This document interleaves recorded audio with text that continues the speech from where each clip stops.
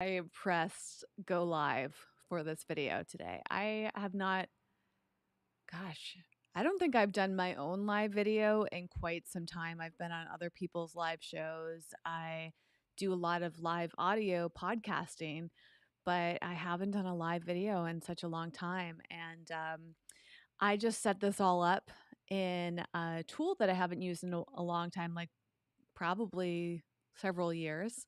And I don't know how well this is going to work. So this is one of those videos that might feel a little awkward, but it's a true look behind the scenes.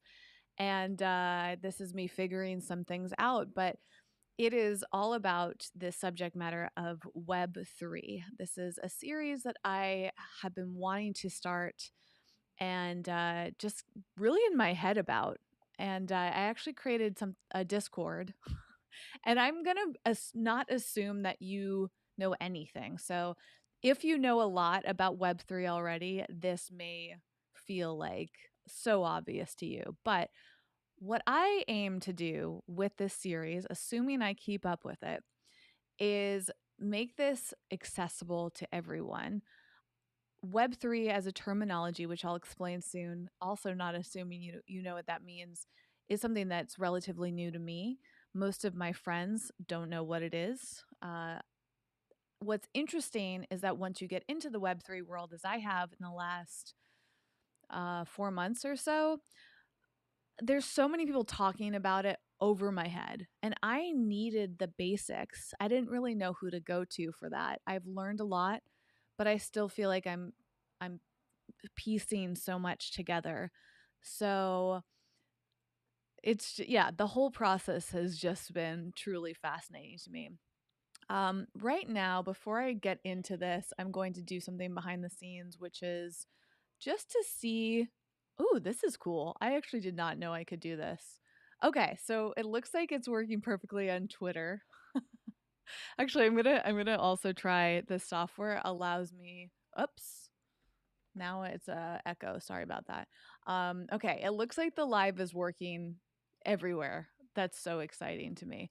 Um, you're gonna see a lot of this too, of me just feeling very excited about simple things, um, because again, like, let me give you a little backstory on me and what I've been working on. I assume if you're watching this, you're probably familiar with me, but I also don't want to make assumptions. So my name is Whitney, and that's why this is called Web3 with Whitney, part of the reason at least. I have been a content creator since 2008, and for the first, I would say, 7 years, maybe a little, first 4 years for sure, there were not a lot of content creators that I knew of, at least. It was not a big thing. And now here we are in 2022, and content creation is such a common terminology. The term creator economy is now used because so many people are content creators, even if it's a hobby. It's just incredibly commonplace. In fact, I drove down the street in Los Angeles last week or something and saw like billboards talking and advertising about the creator economy. And I was like, wow, like this is nuts. And even in LA, it's incredibly common. The term influencer is a huge line of work for people in cities like Los Angeles, but it still felt profound to me because part of me is still thinking about what it was like in 2008 when it was mostly bloggers and social media was so new. I got on social media in 2009 very seriously. I was on Facebook maybe in like, I don't know, 2004 or 5. That probably sounds about right. And mostly for personal reasons. I don't remember exactly when I started my page. I got on YouTube, I think in 2007, and I was using it to upload my short films. My background is in video production. I went to film school. That was my whole career. I came out to Los Angeles, where I've been continuing to live, despite not working in that world anymore. And I just was fascinated and very drawn to social media. So I got on Facebook like many people for personal reasons, but I got on Twitter, I think it was 2009, which is really crazy too, because I'm broadcasting this live to Twitter as well. And it's just so neat to see how far things have come. But I got on Twitter, and that was a bit of a turning point because I had a full time job, and my employer asked me to learn Twitter to teach her, requesting that of me. I don't know if I would be where I am today. But previous to that moment, I started blogging. So backtracking back to 2008 when I officially started, it was in October 2008. I started blogging, and that was pretty big. But again, most people I knew were blogging for fun, casually. I knew a couple bloggers that I guess these days you would call professional bloggers. They are making money running advertisements, and I was so fascinated by that. But blogging was mostly an outlet for me of talking about vegan living, so vegan food and eco-friendly lifestyle choices and everything I was learning. Um, and so when I got on Twitter, the whole world opened up to me. I made friends on there. I started dating someone that I had known, I think, in real life, perhaps, but we like hit it off on Twitter, and that drew us closer together. I mean, my whole world started to shift. And I eventually quit that full time job, had one other full-time job that I worked in until 2010. And as that was evolving, I started getting very passionate about social media and blogging. I started teaching people about social media. I started trying to monetize my blog, and eventually I quit that job and started working in the creator economy. Truly, probably in 2010 or 11. It's a bit of a blur now. I also was working at the Apple store for several years part time as I was figuring out how to make money, because the term creator and creator economy did not exist. The term influencer did not exist back then. I felt on my own, and I spent years figuring it all out. And now, fast forward to where I see a pivot happening was in 2015, when suddenly the word influencer was taken seriously, or developing. The Instagram platform blew up. I also remember in 2012 when I first started using Instagram, it was very like, and this is actually going to tie into the Web3 stuff. So hold on with me here. If you're like, when is she going to talk about Web3? I will get there.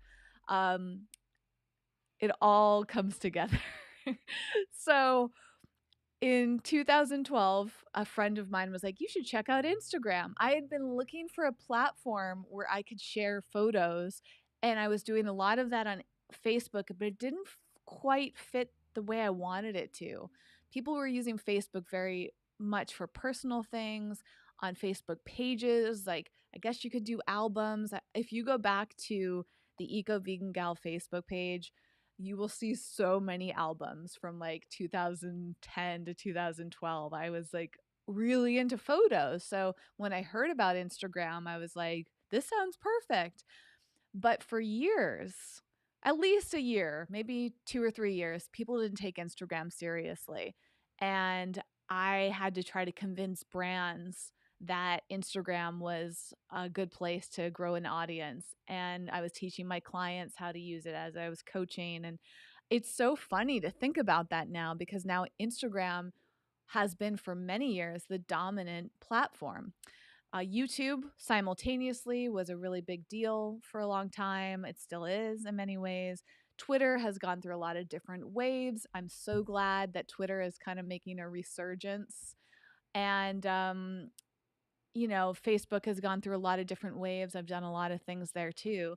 I've just been passionate about tech developments, and I've been very passionate about marketing. Along this journey, I started offering marketing services and coaching and social media guidance. And I really love helping small businesses and entrepreneurs and content creators too learn how to uh, build their brand and develop it and make money and all of that. And so I'm just fascinated by this whole world that's made such a difference in my life. Well, through this process, cut to 2021, last year, I could probably pull this up and find exactly when I came across this. So I'm going to go into my email inbox. And this, I think, is a very important lesson. There is this woman, and I'm going to share my screen.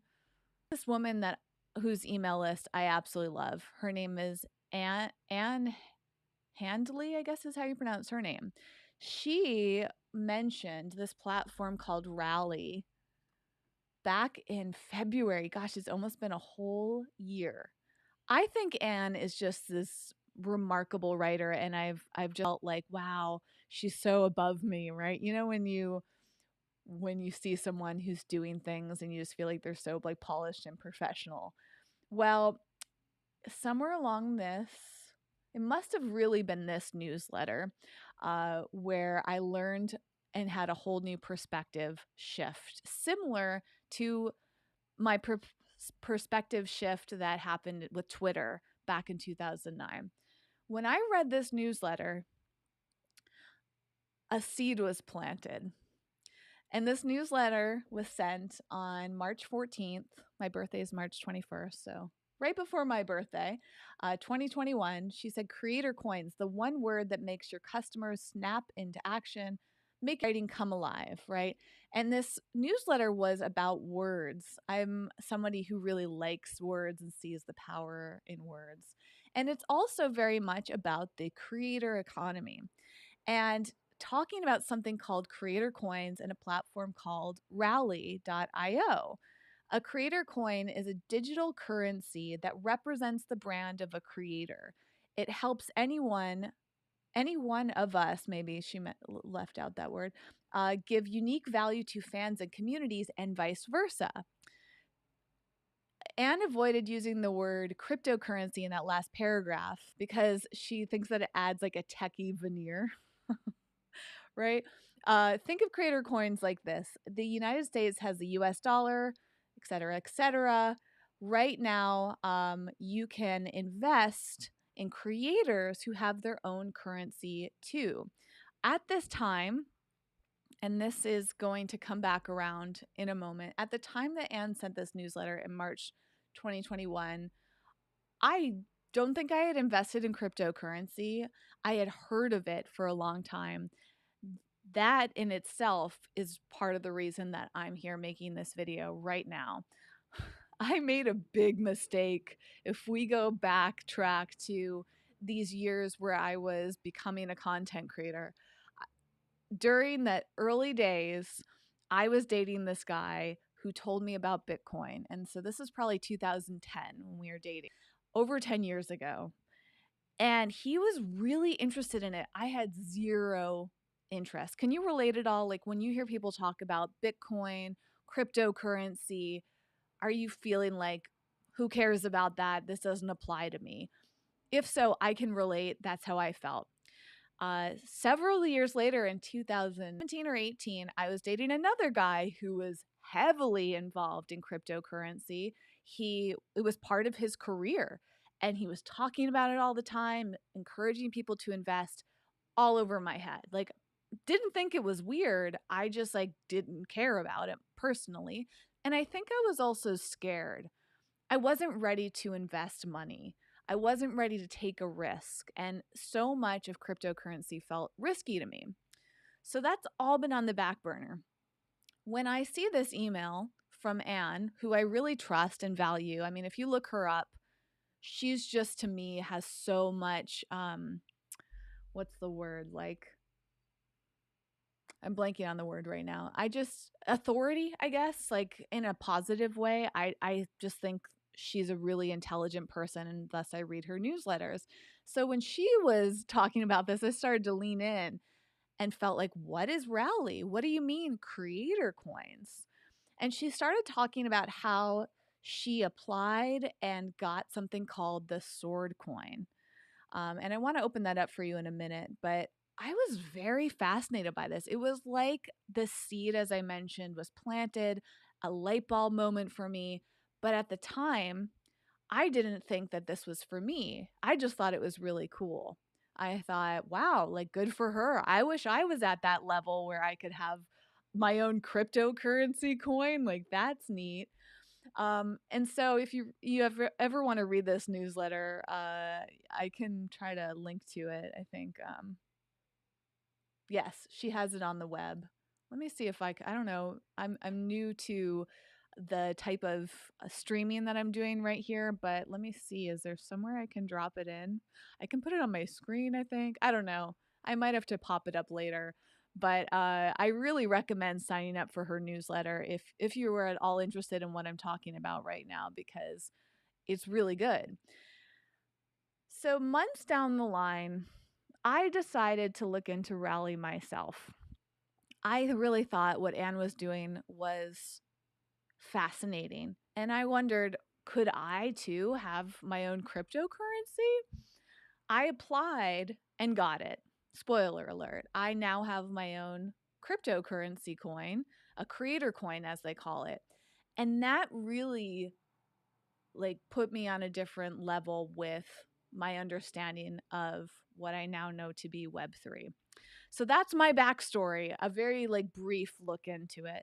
One other important thing is that I started to buy cryptocurrency, I think it was in May of 2021. And like full transparency, as embarrassing as it kind of is in some ways, although maybe not super embarrassing, I was fascinated by Dogecoin. And I like to have a lot of visuals. So let me pull up some visuals for you over here. Again, I don't want to assume anything about you and your knowledge. This is a huge thing that I'm committed to. If assuming I continue doing these live videos, I plan to do these daily, and I'll explain that why in a moment. And by the way, if you're watching live, let me know a comment. Do you know the term Web3? And you can do this too if you're leave this too if you're watching the recording. Like, do you understand what Web3 is? And if it's okay if you have zero concept of it, because I didn't know what that term meant until I think this past September. I remember specifically who told me about it and where I was in that moment. It was that big of a pivot. But on my screen over here, I'm going to share with you a little visual of what Dogecoin is. I'm almost positive this is the very first cryptocurrency I bought. And I bought it. This is kind of neat, by the way. If you go into Google and type like the name of any cryptocurrency, Bitcoin, Dogecoin, whatever it is, it'll tell you just like a stock would. If you ever have much knowledge or experience in stocks, cryptocurrency has a lot in common and it's treated very similarly to stock investments. So let's see. In one year, let's go back to May. There was a huge spike here. In fact, the biggest spike that Doge ever had was in May 2021. When I saw that spike, I thought, you know what? I need to try this. Like, I can't be that person that I used to be who heard about Bitcoin and didn't invest the money. And that specifically leads me to something else worth showing that was a big aha moment. And I know I'm jumping around a lot. I'm trying to make this concise, but you'll learn quickly about me if you didn't know this already. My brain is neurodivergent. I'm a bit, I fall in the ADHD spectrum, I've come to realize lately. And part of my personality is jumping around because I get very excited. And it's not always conducive to recording videos, but that's how I am. So I'm going to own it. Anyways, I saw this article about what would have happened if you had invested $1,000 in Bitcoin 10 years ago. And let's see, if at the start of May 2011, Bitcoin was trading for approximately $3.50. Okay. I knew about Bitcoin back then. If I had just bought one Bitcoin, let's see what that $3.50 would equate to today in 2022. One Bitcoin is worth over $42,000. When you see a number like that, at least for me, I think, well, I don't have $42,000 I'm comfortable putting in just to buy one Bitcoin. Like, that's kind of nuts. What I've learned recently is that you can buy fractions of a stock. So technically, I could put $3.50 into Bitcoin right now. But if I had done that back in 2011 when I first learned of it, I'd have a lot of money. And back then, I didn't have a ton of money, but I probably could have put $10 into Bitcoin, right? So imagine I'd have 3 Bitcoin, depending on when I purchased it.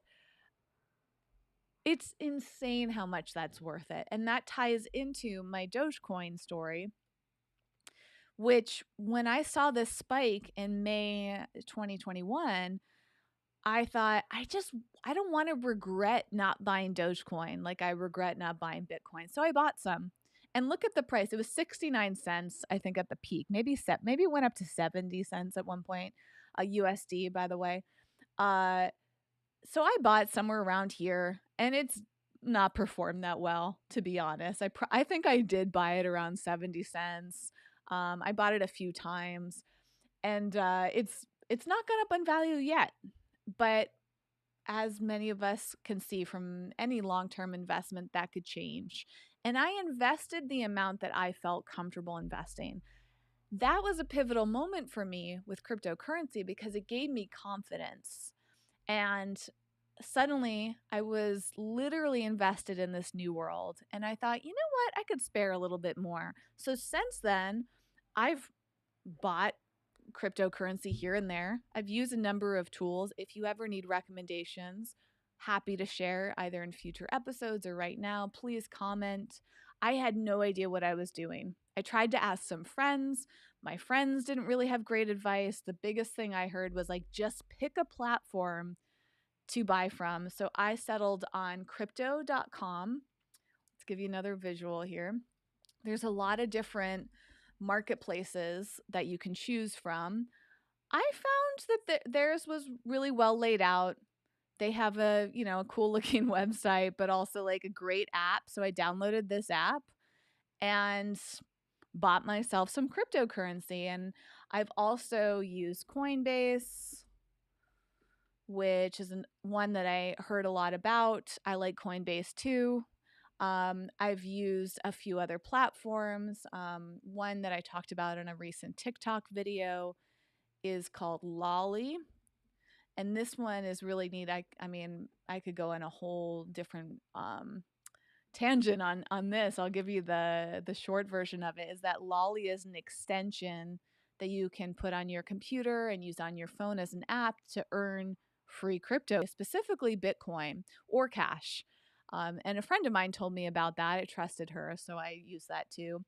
Coinbase, you can also earn free cryptocurrency, by the way, by taking like little quizzes. So there are ways that you can get cryptocurrency without even spending your own money. PayPal rewards you if you share PayPal with a friend and they buy cryptocurrency. Like you can get rewarded, and even just putting in a few dollars. Like again, if I go back to 2011, if I'd put $3.50 in Bitcoin when it was that low, where would I be now? That's my mentality. So even if you just have a few dollars of this, it makes a huge deal, right? So coming back to the other pivotal moment for me, which is Rally.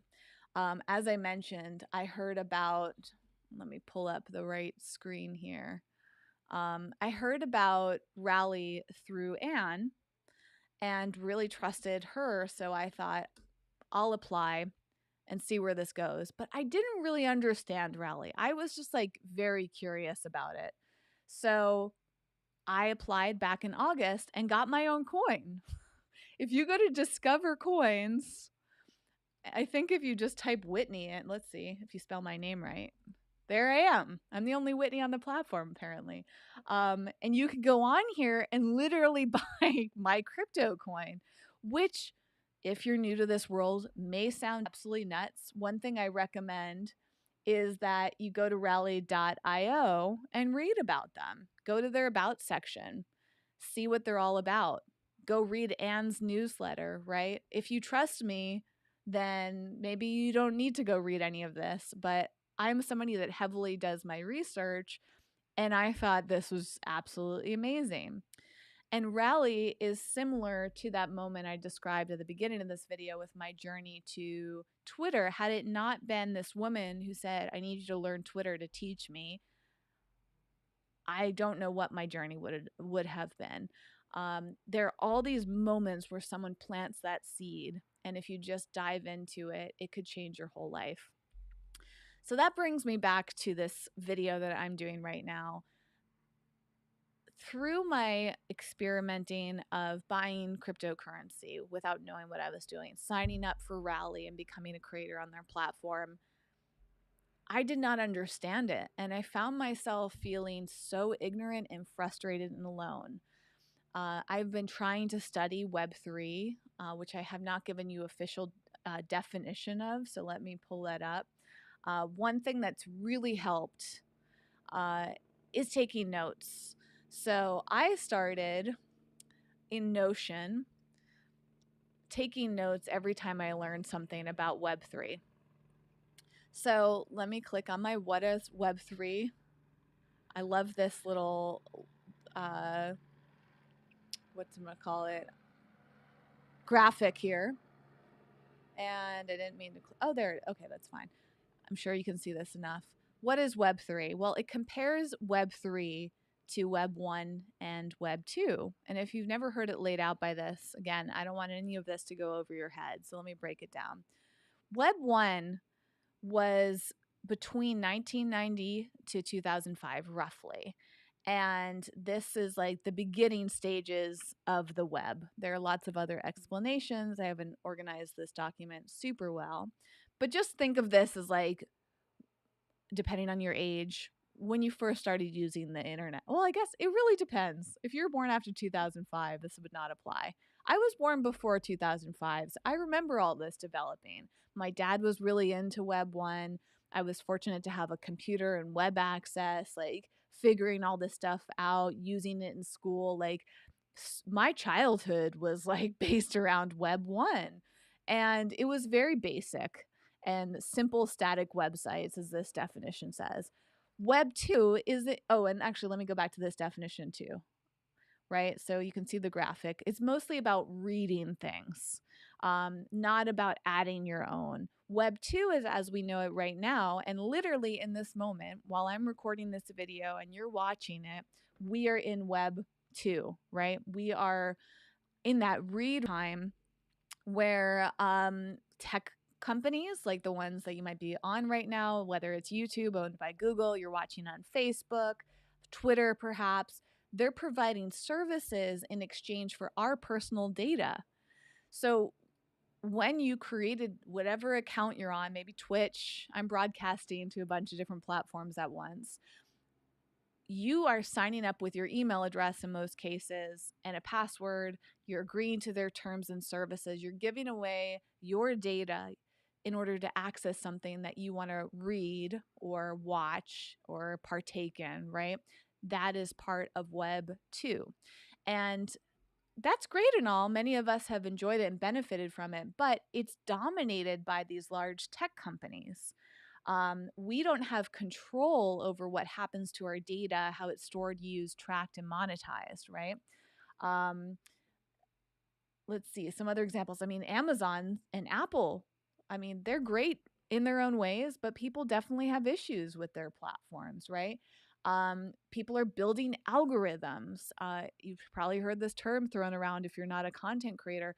This is what determines what you see and when. When you log on to Facebook, there's generally an algorithm predicting what you're going to like. When you use a platform like TikTok, that's a great example of the algorithm. And again, not assuming anything about you. Uh, if you have gone onto TikTok or not, the platform basically is showing you content based on what you're interacting with. So the more you use TikTok, the more the algorithm gets to know you, and that will entire experience on there. And TikTok is known as a platform with a lot of dates, right? And by the way, I just noticed a comment here, so I'm going to add it up to the broadcast. It kind of is displaying in a way that I don't want it to. Let me see if can I shrink this down.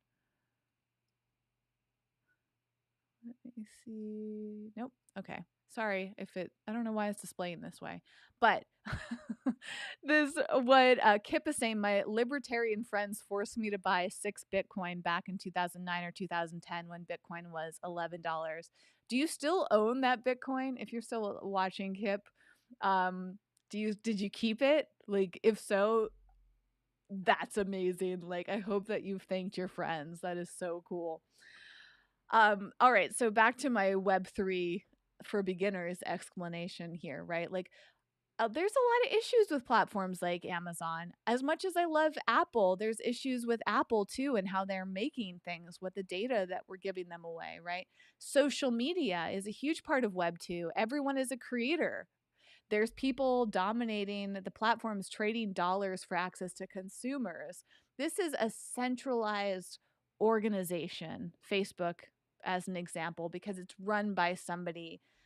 You're paying tolls everywhere you go. You're trading your data and privacy to visit your family on Facebook. You're trading your time in the form of ads to be entertained.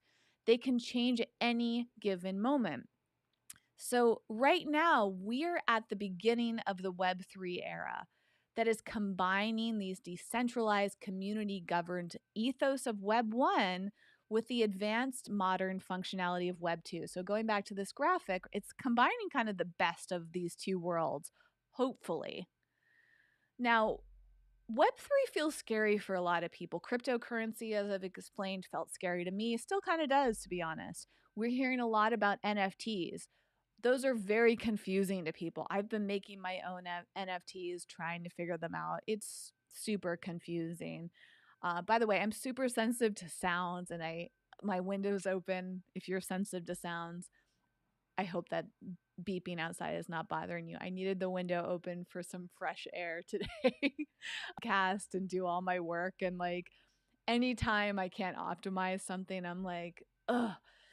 I'm also thinking of turning this into a podcast. I don't know if it'll be private or public, but that's very likely to happen. That beeping is driving me nuts, so I'm going to go shut.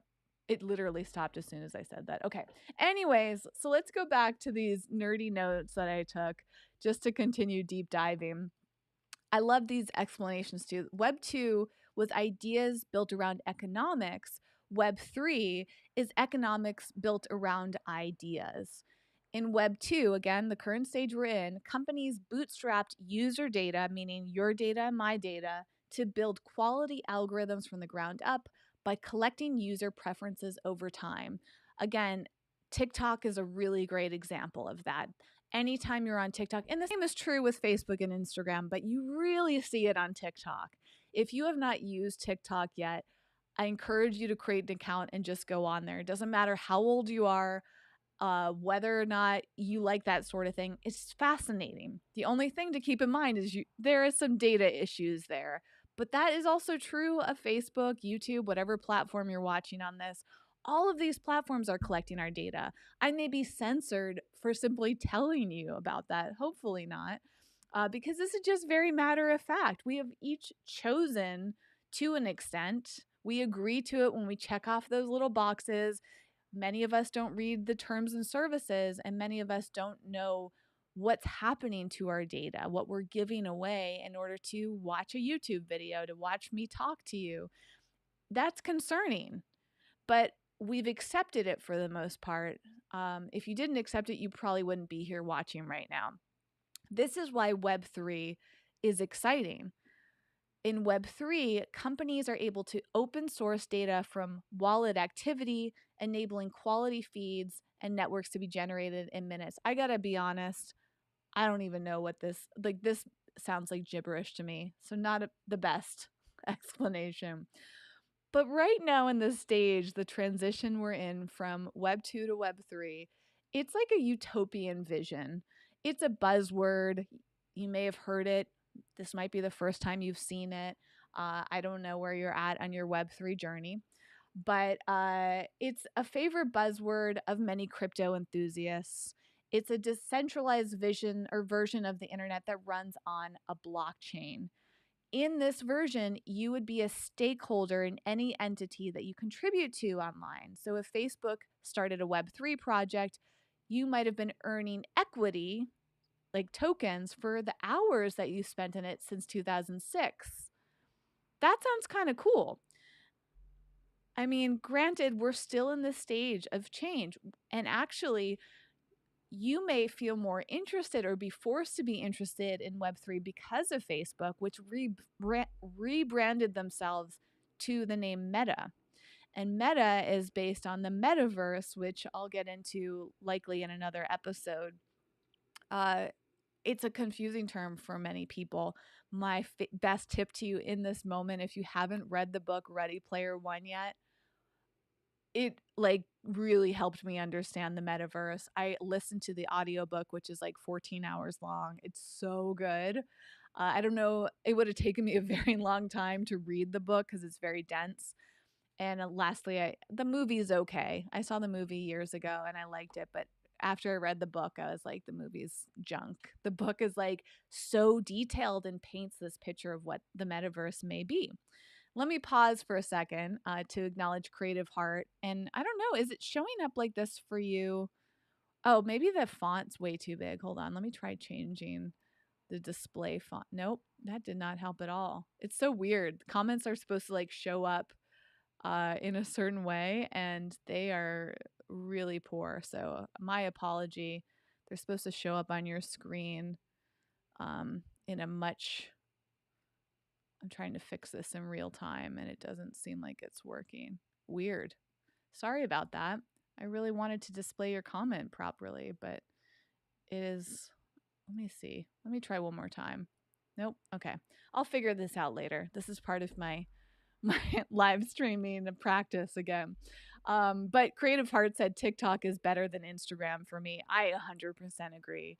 If you weren't here at the beginning when I was talking about my journey, I've been using Instagram officially for 10 years, and there were times where I loved it, but now I don't like it at all. I avoid Instagram. I use it mainly to talk about my podcast and connect with people every now and then. That's what I like about Instagram, and that actually ties that into Web3. It's about community. And Web3, the word community is a huge buzzword. It is a huge element of it based on a lot of things that I've shared today.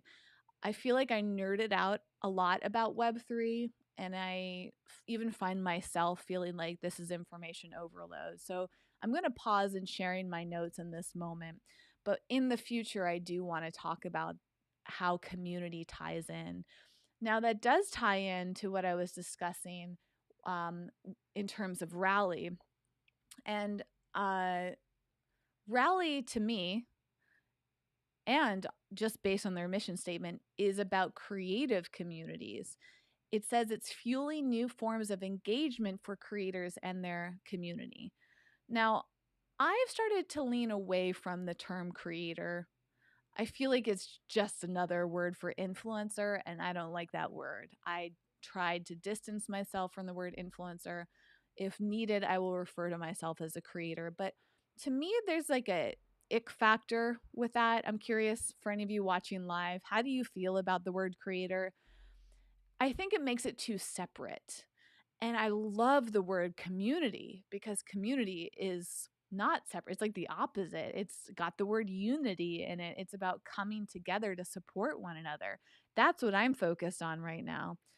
I don't really align with that messaging that Rally has for that reason, but I get it because Rally is more than just your typical creator. There's actually a lot of athletes on here. There's musicians on here. There's all sorts of really fascinating people beyond the classic name or the terminology of creator and influencer. And that's why I'm so proud to be on here. So I'll be talking a lot about Rally. I'm trying to figure out how to utilize Rally for this live streaming project that I'm starting today. You're witnessing the beginning of something I hope to do for a long time. So thank you so much for being here. I feel like this might be a good time to wrap up, but one thing that I've really wanted to do while recording these videos is do like a accountability research session. So maybe I'll do a little of this right now just to show you how I'm learning. I want to give you the opportunity to not just sit here and listen to me, but put things into practice yourself. So I want to hold you accountable for this journey. And there are a few things that you can do right now based on what I've shared. Number one, if you have not yet bought any cryptocurrency, these are the things that I've tried, right? As I mentioned, I use Coinbase. I also use crypto.com. These two have gone really nicely for me. You can look into them, see if they're a good fit for you. I also mentioned Lolly. I think that Lolly is really nice, and it's a great way because you can earn free money. In the recording of this, I'll try to remember. I have like a Rally referral code, but I may or may not put that in there. It's basically I think we both get money if you sign up through my referral code. So if you would like it, I will put that in at some point for any of the recording viewers or listeners.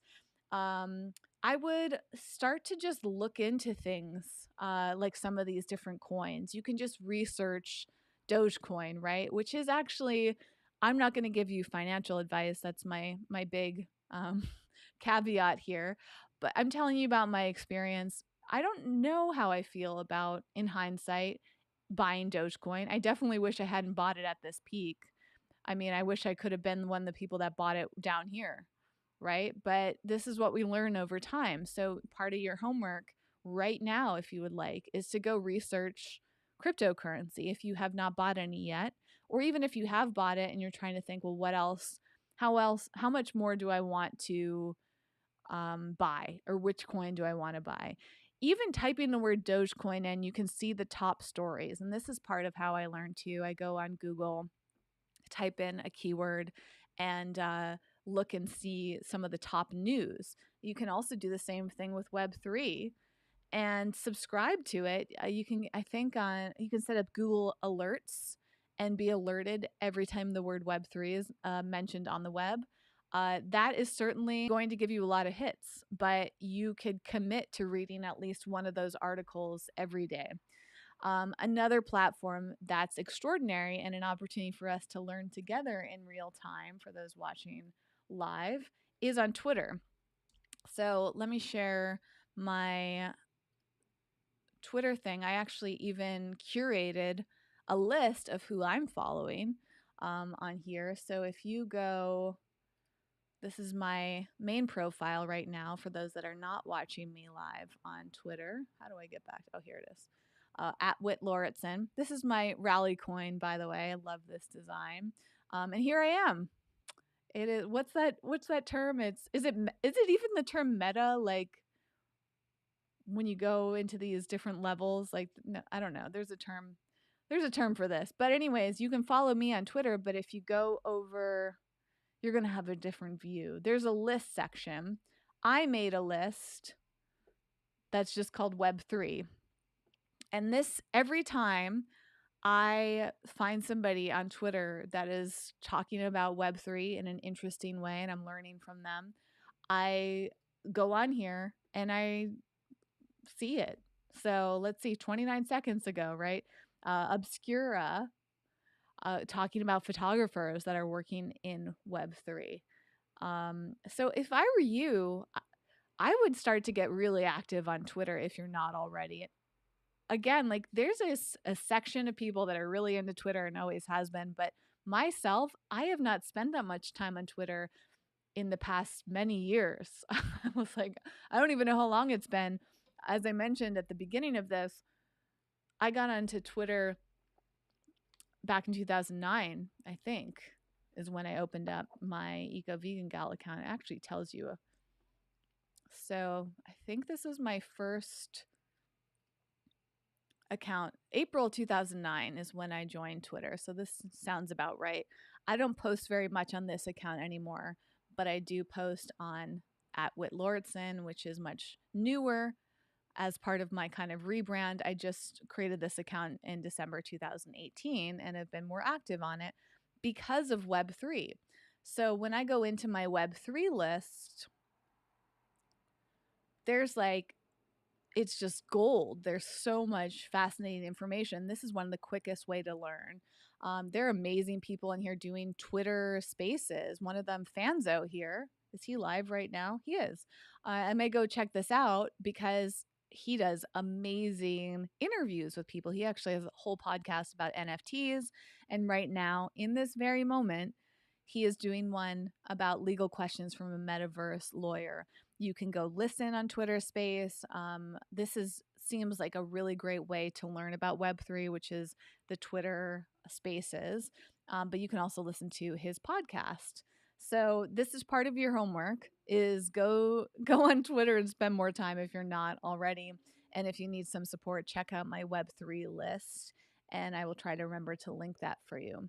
The other thing is to sign up for newsletters. Like I said, for really started to change my life was and her name is Anne Handley, and she doesn't specifically focus on Web3, but you can sign up for a bunch of different newsletters, and I would love to share a few of them.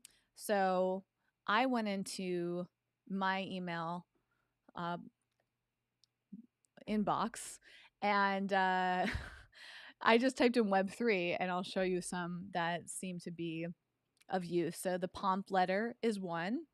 I don't know what this part of what I'd like to do on my daily broadcasts is share with you what I'm learning. So sometimes I just scan really quickly, but here we go. Look, one thing I like is in some of these newsletters, they have like resource lists. Now, this is about their podcast sponsors, but one we're checking out is Brave Wallet. So let's go see what that's about. We're learning in real time. Okay, so Brave, I think, oh yeah, Brave is like an alternative to Chrome. I've been thinking about using this. If you haven't noticed, I use Chrome. I've been hesitant to switch away from Chrome because I love all the Chrome features, like all the extensions, but Brave keeps coming up over and over again, and that's due to privacy. Apparently, it's also much faster. So this feels like a more web friendly web browser. I'm curious how many of you use Brave instead of Chrome or Safari or whatever other are out there. Another newsletter I really like is called DigiDay. DigiDay Daily, that's a mouthful. And they typically have some really good information about what's going on the web. And let's see what they have to say about Web3 today.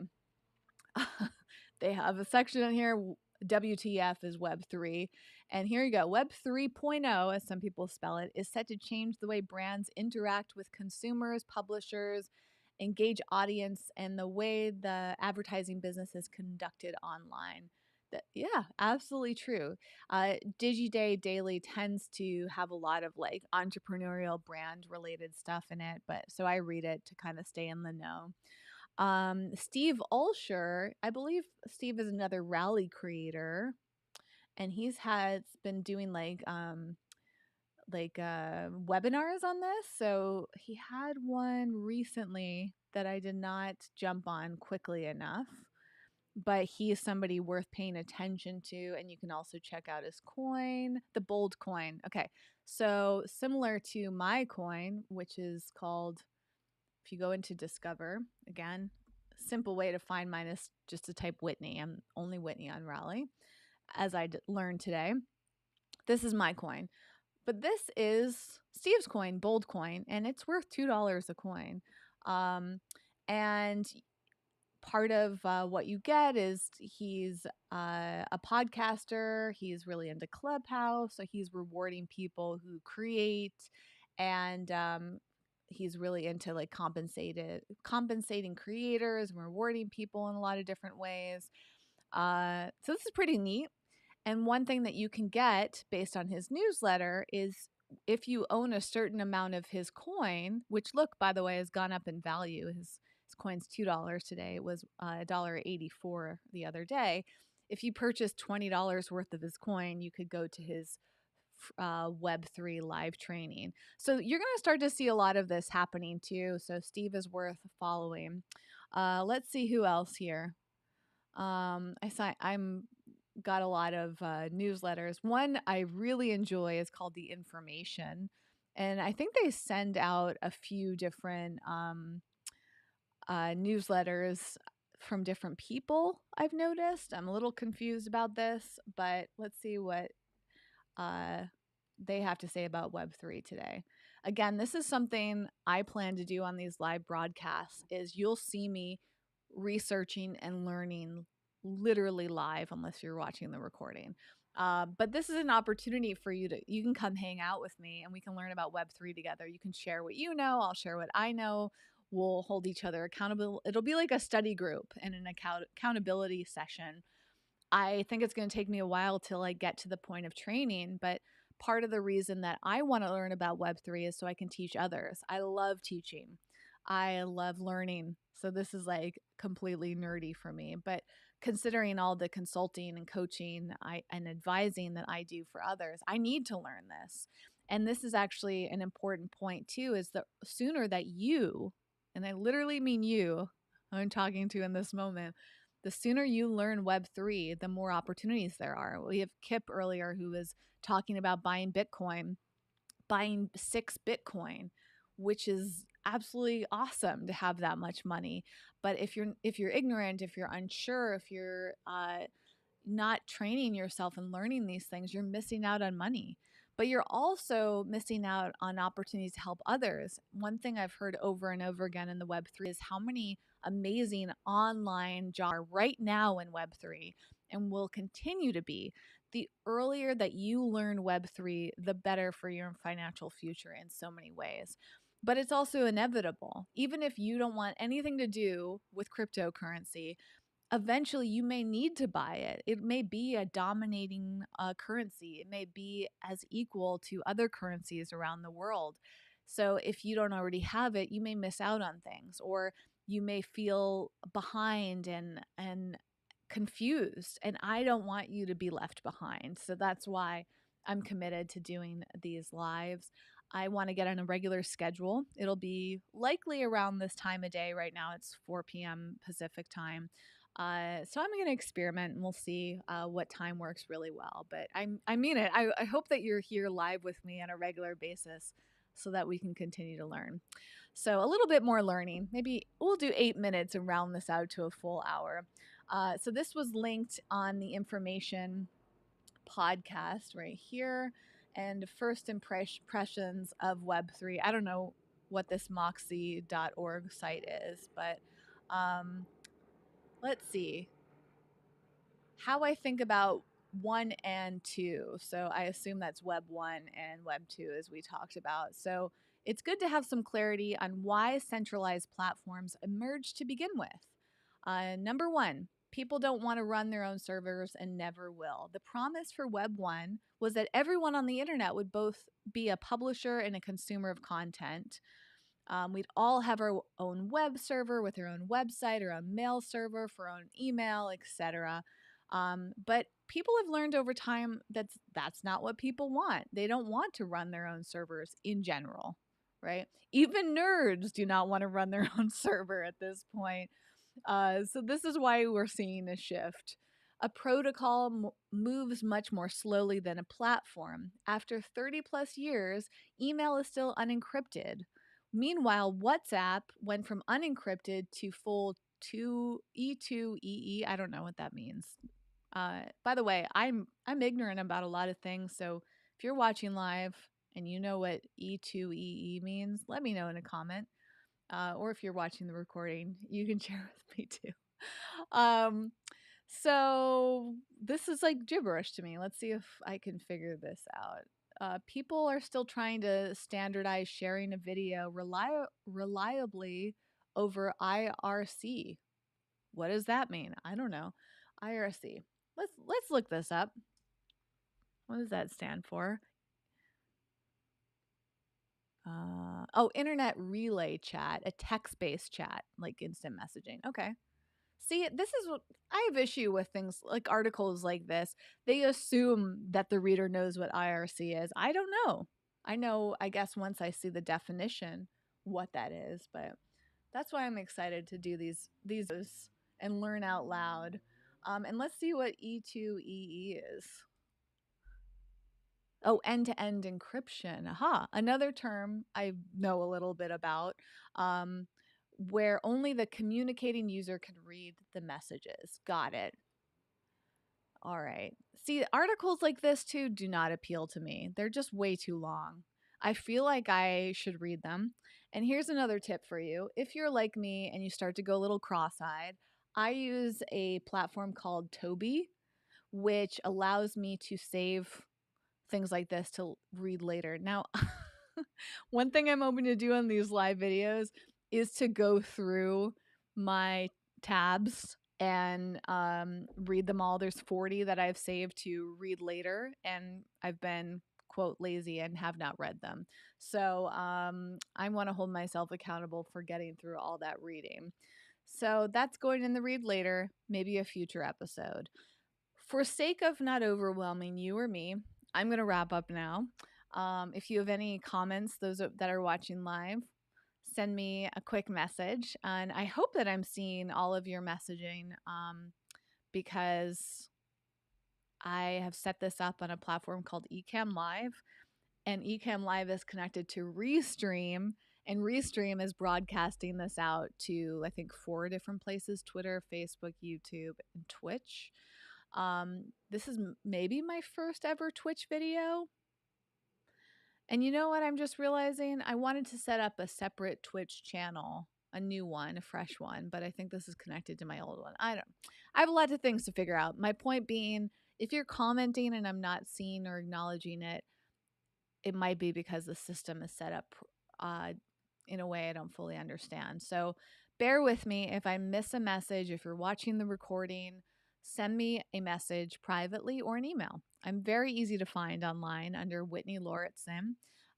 If you're whichever platform you're on right now, I think there's a direct message capability there. I try to look through that. I also turned comments off, I think, on all my videos on YouTube, but some live viewers are able to chat with me here. So cool opportunity, right? I turned off comments on YouTube because YouTube in general started to like feel unpleasant, and there were people leaving rude or unkind or just not very like conscientious comments. So I'm looking forward to doing these live videos because I think when you're live with someone, it feels more intimate. Not to say there won't be trolls, but I'm looking forward to more of an intimacy and a community connection. And anyways, thank you for being here and watching my first video in this Web3 series. It would mean the world to me if you said something to me, because I tend to get very ambitious and drop off on projects if I don't have positive reinforcement. That is a huge thing for my brain. When I have people saying, hey, I really liked your video, or this is what I want to see next time, and this is when works for me, that like really helps me stay consistent. I'm going to do my best to be consistent and do these videos daily, even if I don't get that feedback, because as I've learned through many years of content creation, starting is really hard, you know? But I want to learn Web3 and be really good at it, as I said. So I'm planning to have these daily times, even for me. So I hope this has helped you. I appreciate you spending the time with me. And I look forward to doing this again tomorrow at whatever time. Let's see. I will tell you in real time what approximately. Okay, I plan to do this at 11:30 a.m. Pacific time, which is a completely different time than right now. That is 2:30 p.m. Eastern. Let's see. On Central European time, it is 8:30 p.m. And if you happen to be curious, what is that in Australia? 6:30 a.m. So those target some of the main parts of the world. Pacific Eastern time, European CET, and I have a client in New Zealand, so is that NZT? That's 8:30 a.m. that I plan to do this tomorrow. So if you want to come hang out and learn with me and chat, I'll be back. You can always watch the recording. If a better time of day works for you, feel free to let me know about that too, because I want to make this valuable to not just myself. So that's that for today, and I'll be back tomorrow. Bye.